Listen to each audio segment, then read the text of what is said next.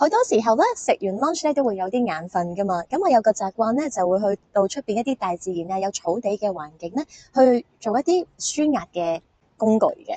咁我都想同大家分享下，除咗呼吸之外，仲有啲乜嘢可以自己，又或者甚至乎有小朋友可以運用嘅咧，就叫做5、4、3、2、1。5嘅就係用我哋嘅視覺，我就會坐低啦，慢慢感受下周圍嘅環境，然後去睇下。數下喺個環境入邊見到嗰5樣嘢係啲乜嘢嘅，例如我而家見到有花啦、有草啦、有樹木，咁我就會喺心入邊咁樣去念出嚟。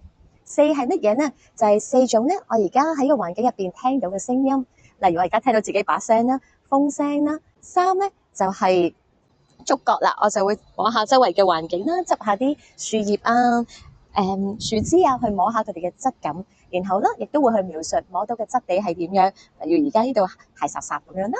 2咧就會係我聞到嘅氣味，咁我聞到嘅就係呢啲花香味啦，亦都聞到一啲草嘅味道。1咧最後係啲乜嘢啦？就係個口中咧，你而家品嚐緊嘅係啲乜嘢味道？